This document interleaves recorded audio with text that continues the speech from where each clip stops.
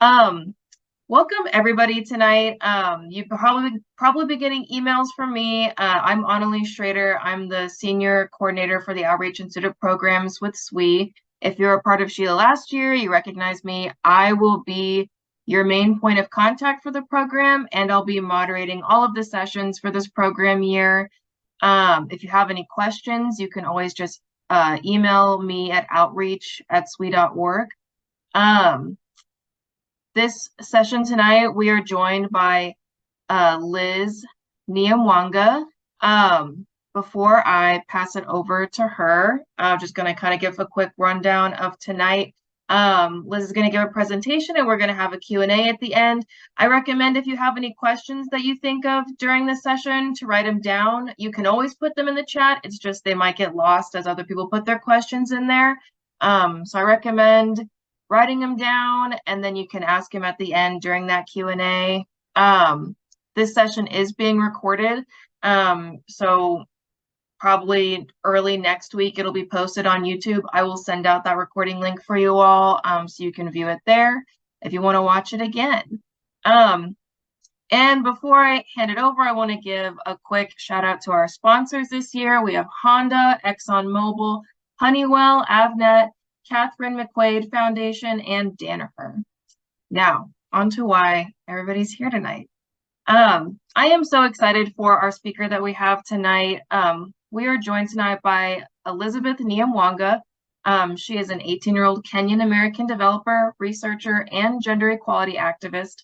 She works on developing technology that helps combat gender digital divide and support women of low economic status. She currently serves as a youth advisor to the United Nations on Gender and Education. And without further ado, I'm just going to hand it over to Liz. All right, thank you. Hi guys, yeah, my name's Elizabeth. Let me go to the other page. So I'm going to talk a little bit more about my background. I'm from Illinois too, not Chicago, like the Rockford area. And yeah, as she said, I work in STEM. I kind of like work in the whole entire tech and social impact space. And I'm going to be telling you guys how I got into there, how I started working in STEM to begin with, why I even decided to, and kind of how you figure out exactly what you want to work with, because it's a very big space. There's a lot to do, and you need to narrow it down a little bit if you want to really kind of get great at something. So first of all, I'm going to talk a little bit about my background and also why background is important. So I am Kenyan American. Both my parents were born in Kenya. They came here, had me here, had my sister here. And that is honestly a big part. And you'll see why later.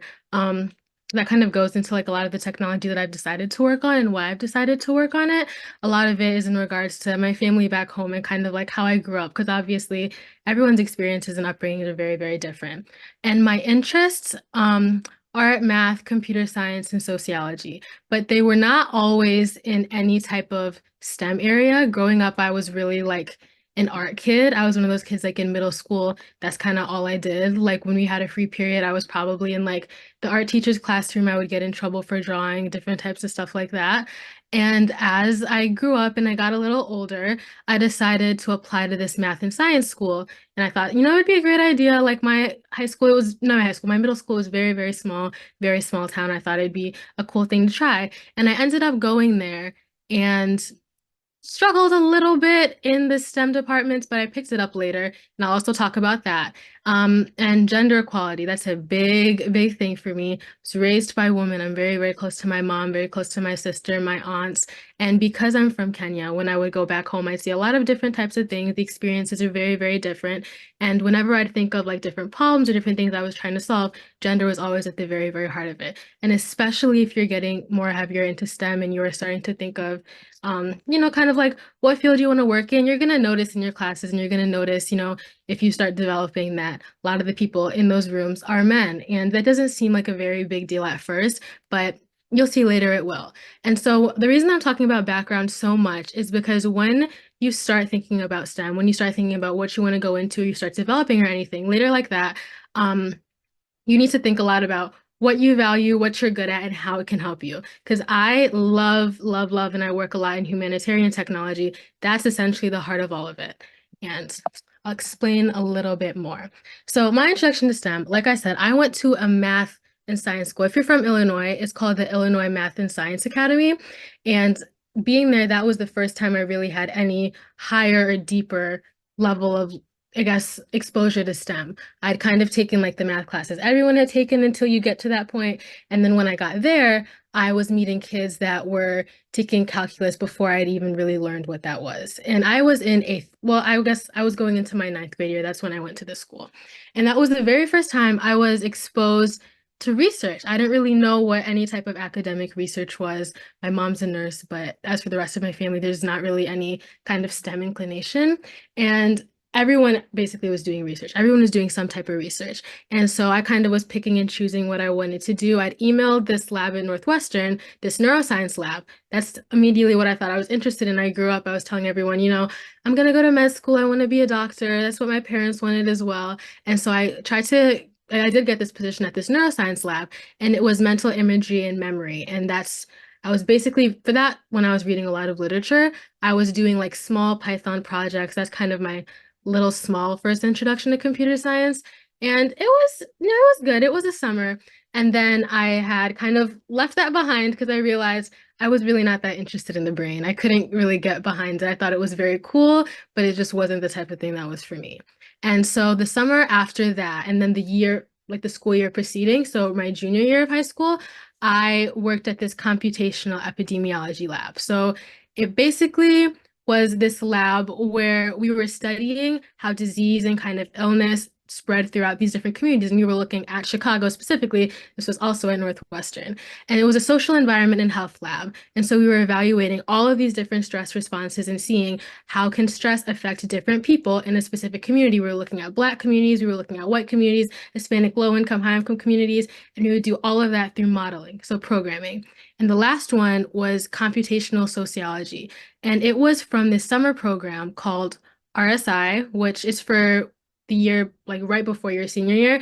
Really cool program. And that was another thing that really, really exposed me to research.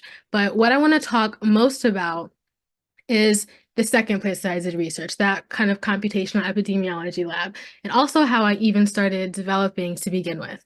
Like I said before, when I had gotten to high school, I was not very STEM inclined, or so I thought I was. And the only thing I really liked was art. I liked writing. I used to have like a little blog when I was younger. And, you know, I was always thinking that's what I'm going to stick with. That's what I'm going to be doing. I'm kind of like a more humanities person. But I was forced to take a computer science class. They put it on my schedule. They wouldn't let me switch out. And so I went there and I was, you know, I was trying to be okay with it. It did not go very well, not at the beginning. I wasn't picking stuff up. The teacher wasn't making sense in my head. Everything was a big jumble. And the way that they explained stuff, something wasn't clicking and I didn't really know what was wrong. And it took me a while, a very, very long time, probably up until the end of the class, to figure out that the only way computer science kind of made sense to me is when I thought of it a little bit more artistically. I had a lot of trouble writing code down on paper. I had a lot of trouble kind of answering all those multiple choice questions. But when they would give me a project and they would say, you need to do this, figure out how to do it, my brain always kind of worked backwards a little bit. It was kind of thinking of it as a more artistic piece. You want the picture to look like this. How exactly are you going to paint it? It's a lot of trial and error, a lot of trial and error. But for me, computer science only made sense when I was thinking of it purely like art. It was like basically decomposing a photo. And so the very first project that I essentially did was this on the right, and that's how we modeled what we were basically working on. So I said we were looking at the stress responses. And so what you would do is you would make a program, and this took a while. I'm going to say this took a long time to even learn Python, but you would make this program and it created little agents. And so we were looking at the city of Chicago and we took all of the census data, so people's age, people's race, people's kind of income status, and they all had like these little binary numbers, 0 or 1. So let's say if the category was race and then it'd be Black, it would say 0 if they were not Black, 1 if they were Black. And we stimulated this community by kind of going through generationally. So it would say, if you have these types of factors that are influencing your life and you have, let's say, this type of these resources, and that comes from income, that comes from where you're able to eat, all these different types of things, then is that going to increase your stress or decrease your stress? And it would run through all of this model. It would basically assign the agent a number, and it would say if the stress is increasing or decreasing. And it was a hard thing to visualize. I got a lot of help with it. But that was the first time that I had ever seen how something like computer science could actually genuinely apply to the real world. And I thought that was very interesting. Up until then, all I'd known about computer science is that's how you make apps. It's stuff like Facebook, and it's how you make different types of programs that you're basically just surfing on the web. It wasn't that interesting to me. But this project for me kind of showed me how you can use it to model real life situations. And once you model those real life situations, you can create things like policy changes. You can show these to people and explain, this is what's happening in this community, and this is why we need to fix it. So now I'm going to talk a little bit more about the innovation aspect. And in STEM, this is kind of the thing that I've been more inclined to do. Ever since I first learned how to program, I kind of took off and ran with it because I had a lot of ideas in my head, but I wasn't really sure, what to do with them. And for me, like where I grew up and like my family and all the women in my family especially, I just knew a lot of things that were going on, especially not in the United States. Like I had a lot of family in Kenya, a lot of different things going on, and you see these really big problems, and you're kind of like, what can I do with it? But when you break them down into very small kind of micro problems, you can figure out ways to solve it. So what I'm going to talk about is a device that I started developing when I was in high school, and it's called Etana. And I'm going to take you guys through the what, how, why I was working on it, kind of why it was so important to me, everything that led up to it. And here, this picture on the bottom, oops, I think we see again later, but the one on the right, those are the first sketches that I made when I was thinking of exactly what I was going to be doing. Let me explain all of that. So firstly, identifying the problem. When I was around, I want to say this was maybe before my 9th grade year, I went to Kenya and I went with my entire family. And so I was with my aunt and I was working at kind of her store, not really working, but just helping around. And when I was there, we were with all of these women, and they would kind of like bring in their things. Like if they'd made jewelry, they'd bring that in. If they made scarves, if they made clothes, they'd bring all of that in and they'd sell it around the store. And so there was this one woman that I was around all the time, and people would come in basically, they'd ask you, what's your M-Pesa number? And M-Pesa is basically a currency that they use in Kenya where your bank account is tied to essentially this number. And just say if you're going to send money, or if you're at a shop and it's $10, I guess 10 shillings, that's what they do there, then you would type in the M-Pesa number on your phone, and then that's how they would get the money. Everything is kind of digitalized at that point. And it all comes from this big company called Safaricom, which I'll talk a little bit about later. But there was this woman who was sitting there, and when people were coming by and trying to buy stuff, they'd ask her, what's your M-Pesa number? And she would say, I don't have one, I only take cash. Constantly. And I was there for about a week. So, I'm sitting here thinking, I was confused. I was like, she's losing all this money. Why doesn't she just get M-Pesa? And I learned it was a much bigger problem than that. In Kenya and then a lot of African countries specifically, there's a very big problem with identification, which means that when you're born, you get a birth certificate and maybe you're an orphan, so people either can't find it or you lose it at some point, or you never get one to begin with. And in Kenya specifically, in the bottom left photo, that was when I went to Kenya and I had to do a little bit of, okay, you could say research as to why people didn't have identification. I was learning that a big problem was typically just a gender divide. In Kenya, especially in my village, you cannot verify your identification later in life unless you have the tribal leader or 2 men in your family verify that you are who you say you are. And the problem with that is land ownership. There's a lot of land battles in Kenya. And let's say your family has this plot of land and you as a woman are entitled to this little piece of it. The men in your family are not going to want to go and say you are who you say you are because you're taking away from their land. And there's so many different things that go into why women don't have identification. They just, one, a lot of them don't have phones, a lot of them don't have access, a lot of them don't have cars, they can't drive to exactly where they need to go to get the proper documentation. It is just honestly kind of a gendered battle, and it was pretty much against women from the start. And the reason that having no identification is such a big deal is because you essentially cannot really do anything. You're only recognized as a person under the law, and you have access to everything a citizen should be able to when you have something to prove who you say you are. If you don't, you can't own property, you can't vote, you can't receive any type of government services, and probably the worst of it all is you cannot own a bank account, which means that a lot of these women cannot work in the formal economy. They're doing jobs and they're not getting paid the proper amount. They have no bank account. They can't start any of their own businesses. It's a lot harder to be working and to be making any type of money when you're essentially entirely off the grid. And that's what it was like for these women. And when I visited Kenya for that time, that's exactly what I was learning. And so I had come back and I was kind of thinking about just the whole entire situation. I had never heard of that before, people not having identification. That was a very, very new thing to me. Here, for the most part, everyone has some type of ID. And if you don't, it's an interesting process to get one, but it's a process. You know, there are no huge barriers just because you're a girl or just because you're poor. You can, for the most part, you know, go through different loopholes to get one. But these women did not have that. And this was when I was kind of really learning a lot of program development in high school and like a lot of how to program. And I was in this one class and we were learning a lot of C#. So actually, we were learning a little bit of it. I kind of had to teach myself because they really didn't like teaching that in class. But I thought, you know, maybe I'm gonna build a digital wallet. I had seen someone do some type of digital wallet that they programmed in. I thought that was really cool. So I was thinking, I'm gonna work on that. So I went on GitHub, I looked at a lot of projects, and I basically kind of deconstructed it from there. I didn't have any idea how to start, but I wanted to see what every single function did, what every single program did. And I spent around like maybe 3 or 4 months working on making some type of like digital wallet because I was like, this is very, very interesting, you know, and maybe it can take it a step further. And as I was thinking back, like to when I was in Kenya and the identification crisis and all of those issues, I started thinking that maybe there could be a way that I could create some type of program that would verify their digital identification so they can own bank accounts, so they could use stuff like M-Pesa, which everyone in Kenya uses, generally everyone.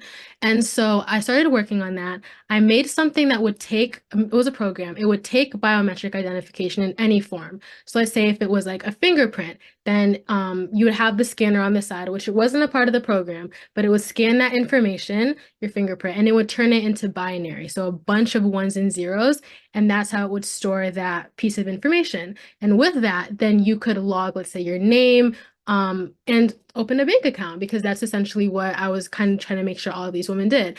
And I was very, very proud of myself. I had called my aunt. I had told her about it. I was like, gee, I just like I've been working for, and I'm not gonna lie, I was working on it a lot when I was at school, especially a lot, like every single class period, probably every single night, because it was one of those things that it was exciting me. Like I liked learning how to program when I had an end goal in mind.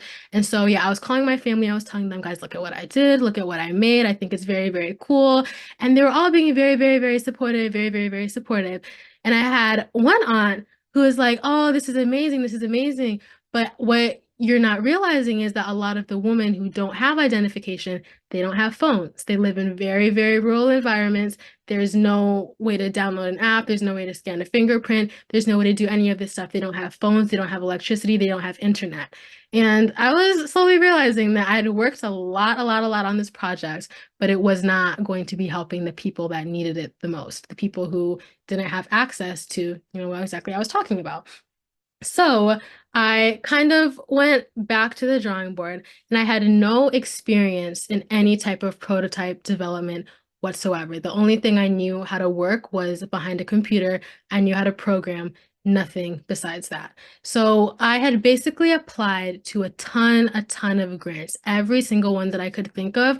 I was online, I was emailing, I was applying, I was utilizing LinkedIn for the first time in my life. I was honestly asking for money because I was telling them I have this idea and I want to see if it's going to work. I have the software for it. All I need is the money so I can figure out exactly how I can build a prototype. And I got a little bit of money. I applied to this program called MIT Solv, and then I applied to another program that was ran by HP, the computer company, and it was called HP Girl Save the World.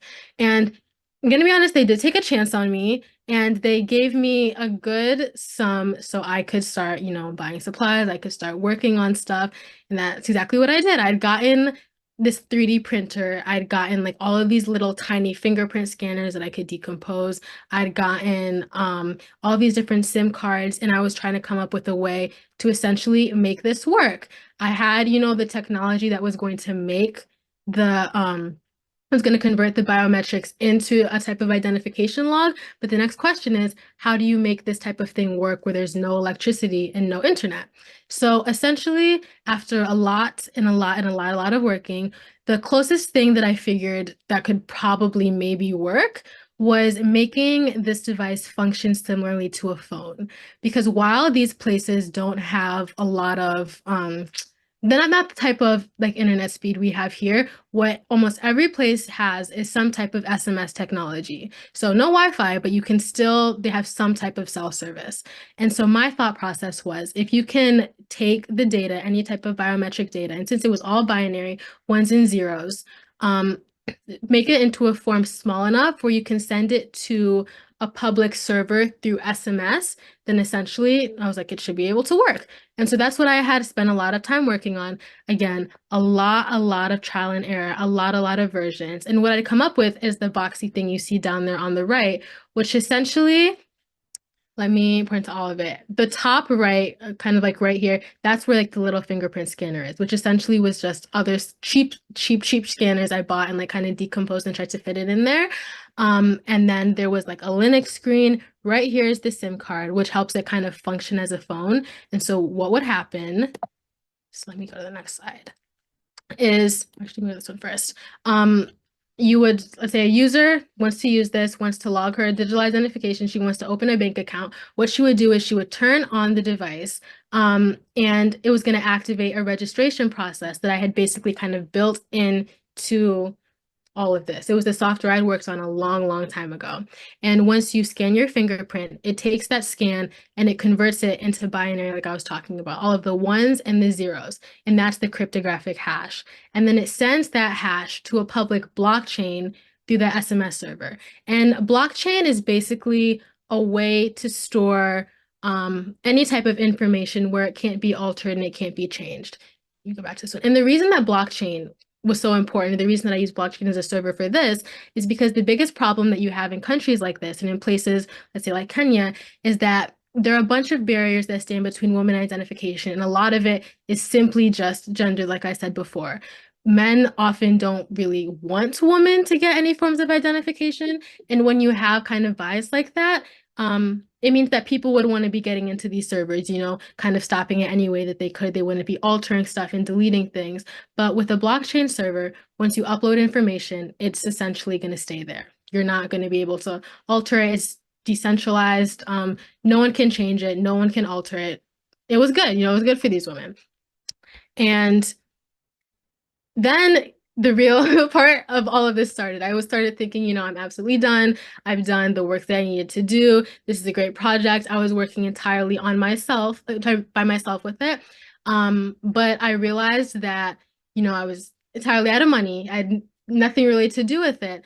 And at the end of the day, this was a project that had come from a very, very specific problem. And it was because, like I saw these women, I knew these women, I knew exactly who would be using it. It was that much realer to me. It wasn't just like a software I developed that maybe would become into existence. I wanted to see if there was any way that it could work. And that was when I started kind of applying to grants, entering all of these competitions. And I had to create this kind of model to explain exactly why what I was working on was better than what else was on the market. Because truthfully, there were a lot of things to help with digital identification, to help people kind of log their identity and open bank accounts and vote. But what I was reiterating time and time again is that the problem with these traditional identity registrations is that they weren't serving the people that needed it most. There were so many women who didn't have phones, they didn't have internet, they didn't have access to travel to all these spaces to get different types of identification, and they needed a product that was going to work for them. And so I applied to so many places. I was contacting venture funds, and I had emailed like Safaricom, I had talked to Visa. I was going back to like that MIT program I had applied to, and I kept, saying, this is my idea, this is my idea, this is my idea, this is what I want to work on. And when you're that, I don't even want to say aggressive, but when you're that persistent and you're talking that many times and you're telling them, I really, really believe in this, they're going to start to believe you. And every single time they asked me questions, I told them exactly why I cared so much about it, exactly why I was working so hard on it, exactly why it was so important. Because the thing about digital identification, the thing about fintech and humanitarian technology is that this was something that could benefit everyone. Banks like to see this because the more people that are banking with them, the more money that they are getting. It's going to help raise economies because they want to see money going back and forth formally in their formal economy. It means they're making more money. It's raising their GDP. It's making everyone look better. And when I started reiterating this and reiterating this and reiterating this, people started to trust that, maybe she knows what she's saying. Maybe she knows what's going on. And so I went to Kenya in December of 2022, and this is in Mombasa. So this is far on the coast. That's by the Indian Ocean. And that's the first time that we had tested it out. So we had kind of plugged everything in. We had this like separate kind of solar panel power. So we had like this little solar thing, and then we'd connected it, and we were trying to see exactly not only one, how does it work, but also how do people interact with this type of thing?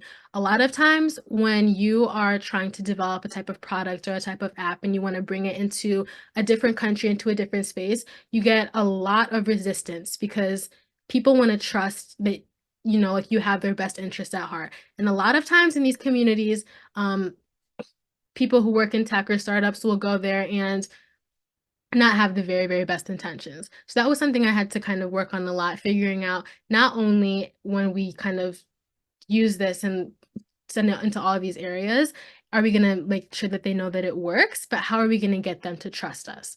And so this was, when I was in Kenya at this time, I was doing a lot of talking. It was barely any, even of like showing the device or explaining how it worked, but a lot of talking to the people that it was intended for, because at the end of the day, if you're making something for them, you want not only them to know that you have their best interests in heart, but you also want to make sure that it is the best, very possible best for them. I had a very, very different experience with identification growing up, and I didn't know what the hurdles were like for them. So I needed to hear all of it. I needed to kind of learn exactly what was going on, and I needed to make it the absolute best project that it could be. And that's essentially what I was doing.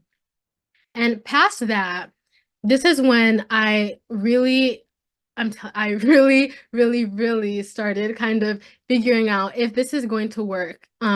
People need to know about it. Essentially, that's the only way that you even get like humanitarian or tech impact kind of companies off the ground. People need to know and people need to care. And so I was kind of using all of the traction that I had and trying to get more, also at the same time trying to get money. This isn't the type of tech startup like, let's say, Facebook, where at a point they added ads and that's how you get money. You want these people, or specifically these women, to not have to pay any type of money to use this service. It's supposed to be entirely free for them. Otherwise, we're getting rid of the entire point of humanitarian tech. You don't want these people to have to pay for a service that should be free, like healthcare. And so I was endlessly, emailing and contacting places because I wanted it to be picked up to a point where it could almost fund itself. People like hearing projects that they know work and that at the end of the day have a pretty good payoff. And that's everything I was telling investors. I was telling them, this is going to have a huge payoff at the end. Just look at the technology, kind of see it on its own without bias, and let me know what you think. And at the end of the day, they were agreeing. People were agreeing, which was really good for me. And it's something that I'm still working on to this day. It's now the whole entire company is incorporated, and we're working on raising our first round of funding. And that's the whole kind of like idea of how are we going to produce multiple of these? How are we going to figure out exactly where to pilot? We wanted to go back to Kenya and see, okay, so if we put it in this exact spot, it can reach this many people. If we put it in this exact spot, it can reach this many people, and figure out exactly how did the logistics of that work. Because this isn't the type of thing, you want to mess up. You want to do it once and you want to do it right, because these women, women and men, they're putting a lot of trust in you. And you want to make sure that it's good for them.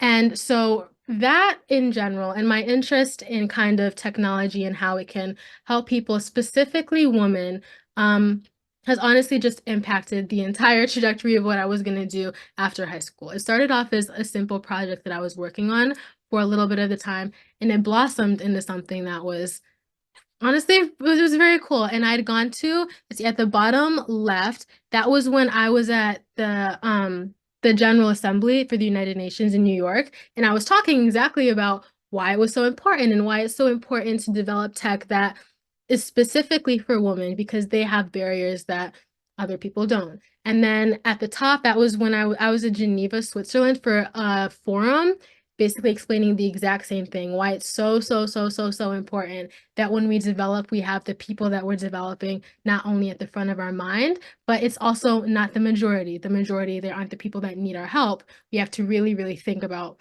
all of these different things that go into why they're in the situation to begin with. And so what I learned a lot about was, I didn't know it at the time, but it was called intersectional innovation. And it essentially is using all of these unique experiences, talking to these women, kind of trying to get inside of their heads, and see how you can fix that system, or see when you're developing things, how you can change it.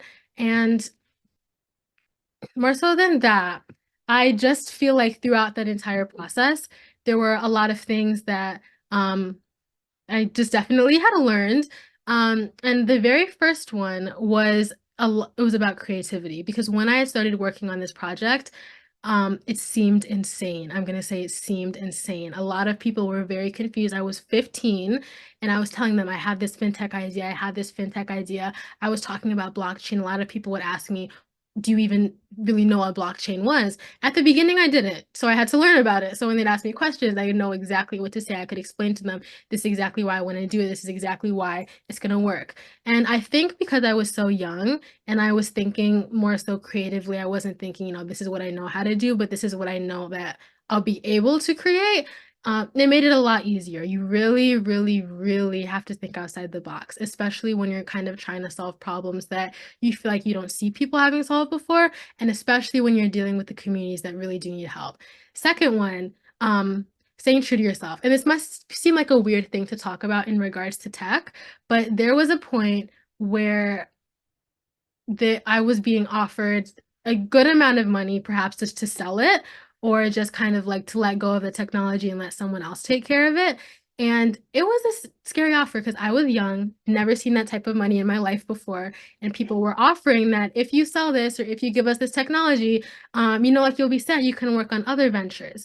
But what I kept having to remind myself, and what my family constantly reminded me of, is when I was working on something like this, it necessarily wasn't for myself. I had these people in mind, and I had, the resources to be able to do it. So the second you let go of a project before it's reached your own completion, you're allowing for other people to kind of, mess it up. I was just thinking, they're going to take this, they're going to start charging the woman. It's not going to be something that we want it to be used for. And at the end of the day, the work really wouldn't have meant anything. Third thing, falling in love with learning. There was a huge learning curve. It took me forever to learn how to program. I swear, more than the average person. It took me a long time. But when you have something that's in your head and you have something that you want to do so badly, I would wake up, that's what I was thinking about. I'd be in class, that's what I was thinking about. My summers, my nights, and because I wanted it so badly and I really needed to learn because I had an idea of what I wanted to create, it made it a little bit easier. And so I will say that help, falling in love with learning. It was just like, it was a curve, I had a lot of trouble at the beginning, but it was absolutely worth it. And then the last thing is practicing persistency, because there are so many times I just could not figure something out. I was at an entire standstill. I just didn't know what to do. I didn't know who to ask, and I was entirely lost. But when you sometimes just you take a break and you go back the next day, you look at it with a different mindset. You take a break, you go back the next day, you look at it with a different mindset. You're going to figure it out. If you're determined to, I assure you will figure it out. If you don't, you ask everyone you know, and someone's going to have an idea that at one point is going to work. And I think because of persistence, at this age, kind of going and approaching people and saying, this is what I'm working on, wasn't really something that was going to strike a lot of people. A lot of people thought I was a little too young. They thought, you can't be working on this type of project without an experienced developer on it, but not necessarily true. It just took a lot of time and it took a lot of persistence. And I think when you approach it with that mindset, it makes it all that much more possible. So yeah, okay. That is all I have for the presentation.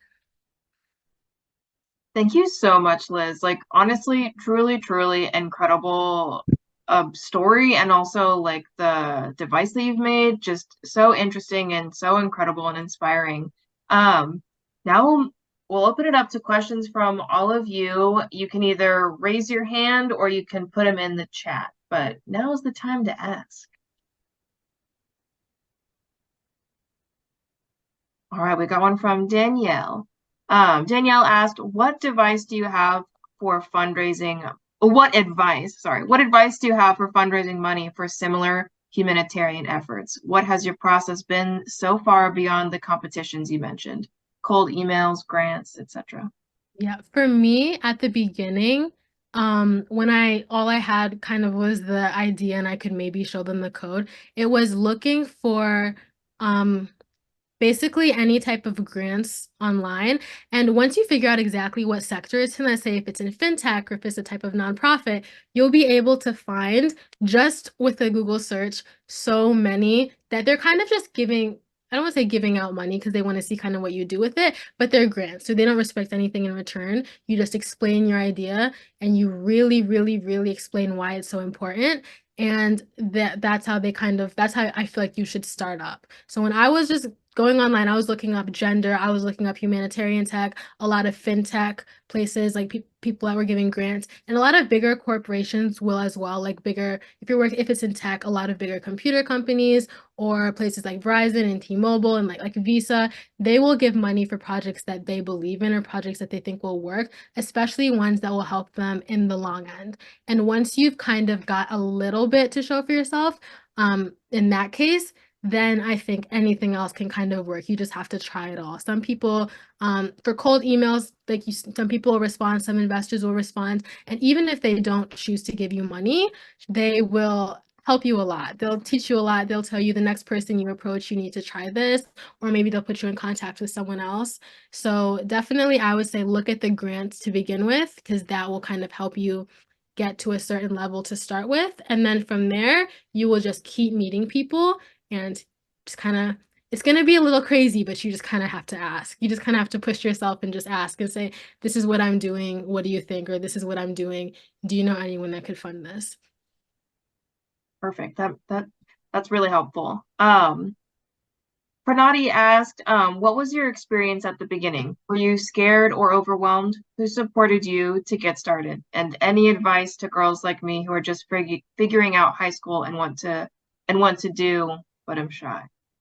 Yeah, I was really shy. Honestly, I think that working on this has made me a lot more confident just because when you are so really interested in something or when you are doing something that you're really, really good at, you speak with like a different type of confidence. And so I think then knowing kind of like what I had worked on when I was, going in rooms, it kind of made me a little bit more, I needed people to know, so I had to force myself to talk.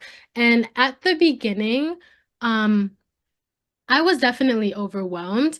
I think because I had a pretty big idea, it seemed almost like unreasonably big, and you start thinking, how am I even going to start this? How am I even going to do this? But what I will say really helped is just asking for help. Like I used to ask literally anyone if they had any type of way to help me. I'd be online, I'd be looking at people, I'd be emailing professors, I would be on LinkedIn just looking at people's job titles and kind of just sending little stuff. And at the beginning, I didn't at all. And I realized that was not going to work because when I'm just working by myself and I was just like in my room programming something, it's just hard to work with only one mind. We all see things very, very differently. So you kind of have to bring people in. And even if they don't do anything but tell you, oh, like think of this. That's it. Sometimes that's all that they need to do. And for supported, definitely it was the woman in my family. When I told them exactly what I was working on, I told them what the idea was for it.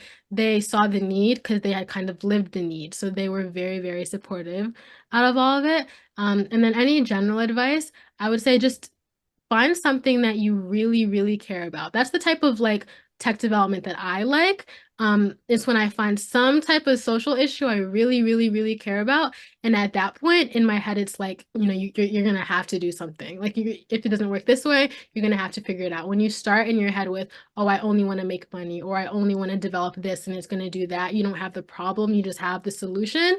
It's a little bit harder to stay motivated. So that's what kind of helped me. Yeah, no, that's really great advice. We have another question. Oh, sorry. Someone asked me. Yeah, I wanted to ask. So I'm actually building my own passion project, except I kept I think having wavering motivation. So how did you keep yourself accountable, and how long did it take to complete your project?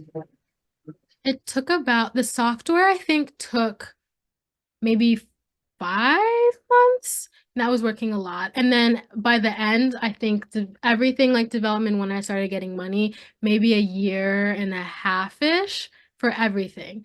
And for the motivation aspect, I think that because it was something that I had to remind myself on days of like where I was feeling really down, where I was where I was like, there's no way this is gonna happen. Exactly like the reason I was doing it. I think like when you're working with the passion project, or especially when you're working with people, it really, really helps when you understand that like you've been put in this situation where a lot of these women, of course, they can't program. They have never seen a computer. They don't know they don't have access to internet. They don't have access to any of these different types of stuff. And I think when you remain really, really humble and you feel just even like the privilege to be able to learn how to develop, the privilege to be able to learn how to do this types of stuff, it makes that much more sense, because there's so many women especially who would love to be doing something like this, but they can't. And so for me, that was always very motivating, and knowing that working on something like this, kind of helping these women, and then maybe helping like their daughters and helping their daughters, that something else could come from it. Like girls eventually would be able to doing this. And it helps, yeah, to kind of put it into a little bit of perspective, and just always like keep nudging yourself. Like, why am I doing this? Why am I doing, literally write it down to remind yourself. Just write it down like in a notebook. And then just keep looking at it. But I meant did you have specific set designated times where you wanted to work on the project, or did you just go in short bursts? I basically worked on it entirely during any free time I had. So since I was in school and I had gone to a boarding school, we kind of, I really didn't leave very often. So it was basically all the free time I had. I was not very good, honestly, at planning out stuff. That was just never in my nature. I was always just the type of person who I'd have I'd work on it until I hit a block, and then I'd stop. And then I'd work on it until I hit a block, and then I'd stop. And so I understood, I don't know what, I guess it depends on what type of project you're working on. But for me, it honestly was kind of burst of energy.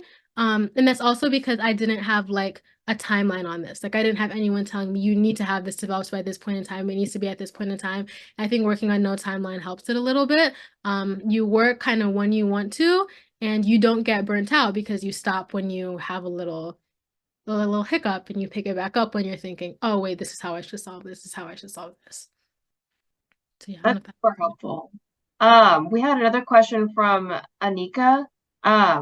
They asked, since you're already planning to put this out in Kenya, if there were any other countries that you would want to expand this to in the future, and then if how would you go about presenting this project if you were to expand it to other countries?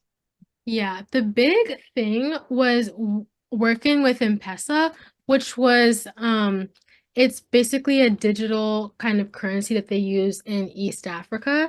And so I would honestly at some point want to use it with other countries, but the only kind of thing you have to think about is governments function very, very, very differently. And then also like banking systems in different countries are very, very different. So you have to kind of learn exactly how do they do it in this country? How do they do it in that country? And then figure out, so how can I implement it in a way that's easiest for them? I think presenting it would kind of be exactly the same. It's just in general, like for low infrastructure environments, they kind of all function the same. It's just the systems that they already have. How can you build off that? Because you want to be doing less work, not more. You kind of want to be building off of what other people have built when you can. You don't have to start entirely from scratch.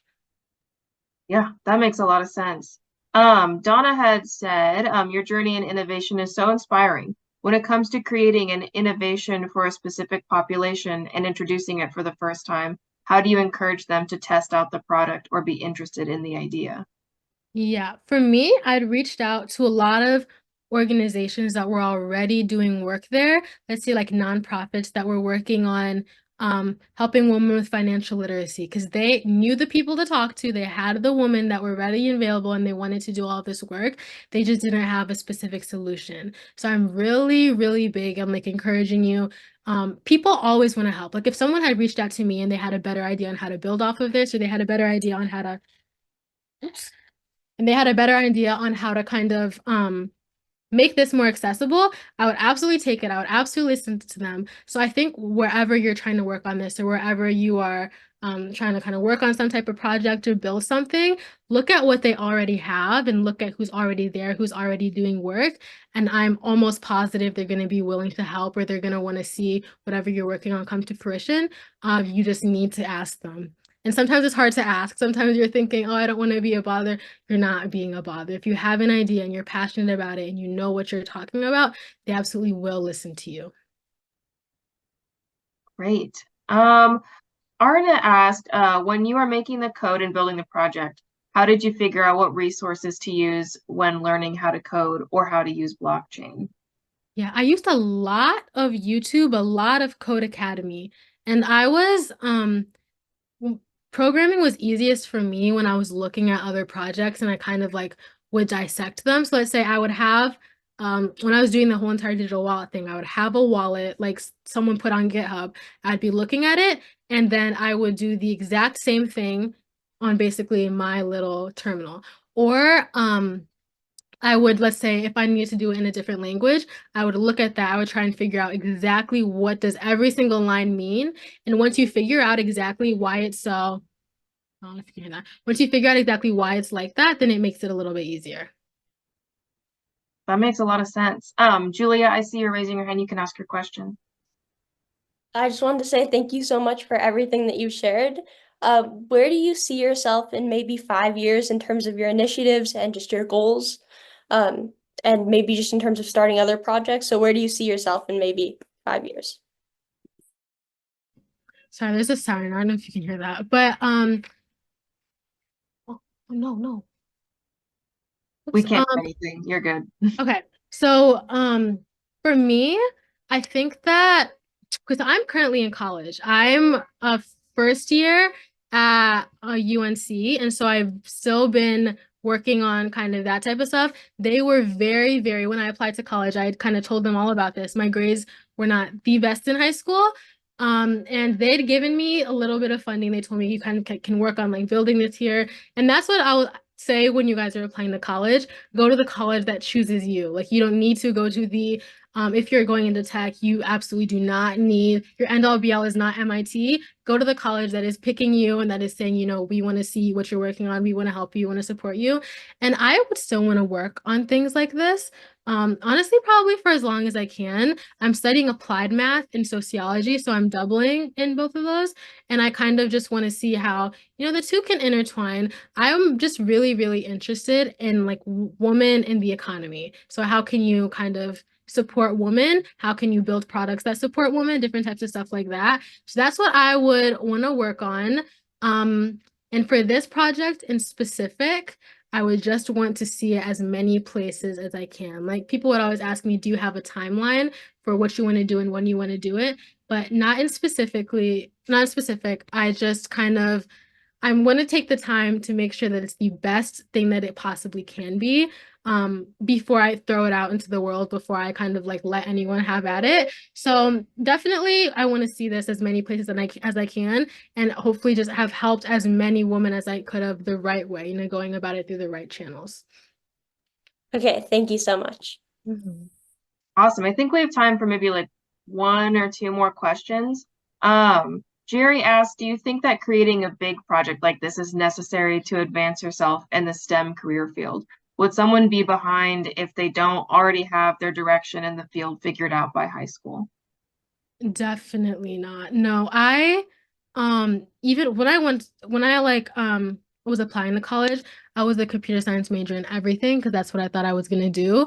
And it's a little different because I kind of had like an area that I wanted to go into, but I'm not really interested in kind of like going into software engineering or necessarily being super, super behind building all the types of stuff because truly technology is moving very, very fast, and there are a lot of people that can code a lot better than I can. And there are a lot of honestly like computers themselves that can code better than I can. And I tell them what to do and they can simply do it. So I think that honestly, knowing just what you really, really care about and knowing kind of like what area you have love for, you don't have to figure it out when you're in high school. You can figure it out when you're in college. I have a lot of friends who have just recently kind of figured out, this is what I really, really like and this is what I'm good at. Because I think essentially that's what you need to be looking for. What do you really, really like? And what are you good at? What are you going to be happy doing? And what can you're so good at it that you can help other people. And so I think that you just need to try everything. I tried a lot of stuff. I'd taken this organic chemistry class in high school, made me realize absolutely not. I'd taken all of these different physics and biology classes, and at the time I was like, yeah, I'm gonna be a doctor. Absolutely not. And you just have to try it. You really just have to try it because aside from that, you'll never know and you never really want to guess. It's a lot easier to try something and check it off than have it in the back of your head as a, if this doesn't work, maybe I'll try it out. So do everything, literally try everything that you can. And you'll figure it out at some point. You're never honestly behind. No one's ever honestly behind. People just get there at different times. That's really excellent advice. I think our last question is going to be from Isabella. She asked, how do you manage to balance the school workload with the project? I am currently doing the IB diploma, which is very demanding, and I struggle to find the time to pursue passion projects and to find the inspiration to create something meaningful. Yeah. I'm not sure if this is the advice that everyone's gonna want to hear, but when I was in high school, I definitely did put a lot of time into this, whereas my parents kind of would be like, oh, maybe you should be studying right now, maybe you should be doing this, maybe you should be doing that. But when you are really, really kind of infatuated with doing something, or you just like you have a project that you really, really want to see happen, you end up just maybe taking time away from other stuff to put into it. And I will say that for me, this all paid off because I went to a very, very competitive high school. Everyone was worried about college constantly and constantly and constantly. And as was I. And I got to a point I was like, I do not have the grades to go where I want to go. But when you have something like this, or when you have something that you are just you're pouring your heart into it and people can really tell, because people can tell the way you talk about it, people can tell the way you're explaining it. Even when like I saw some question about college, even when you're writing your essays, people can tell. It will make a little bit more sense to kind of like sometimes put more time into this and just say, you know what, I'm gonna work on that later. And I just think it's all about finding some type of balance. I know a lot of people that would have never sacrificed any of their grades to be working on something like this, but for me, the end result was a little bit more important. What I will say is just make sure you don't burn out. And that's just you kind of know when to stop. You kind of know when you're getting like a little too stimulated, you have a little bit too much going on. And at that point, you need to have like a little list of stuff you just like to do kind of mindlessly. Like if you really like to read, my sister loves romance novels. If you really like to read romance novels, that's how you relax. You do that. If you really like to watch this one show, you do that. And it's just kind of always remembering that it's just, especially as a girl, it's very easy to burn out. It's very, very easy to kind of feel like there's too much going on, especially when there are pressures from different people. So just knowing your balance, being able to kind of like make a mental check of when you're getting to a point that's too much. And when you hit that point, you just drop everything for a little bit. You don't need to explain yourself to anyone. You just drop everything. You need a little bit of time and, you recover. And an hour a day or 30 minutes a day is a lot of time if you're doing it every single day. So that's what I would say to remember too. Even when you don't want to work on it, a little bit of time every single day is much better than not working on it for months and then spending 2 full days straight trying to work on something. So just, being persistent and having some type of dedication, I feel like is really helpful, making that type of schedule. Amazing. Thank you so much, Liz, for taking the time to come and talk with us and also to answer all of these really great questions, everyone. It was just a really, really great session and a really great way to kick off the FY25 SHLA program.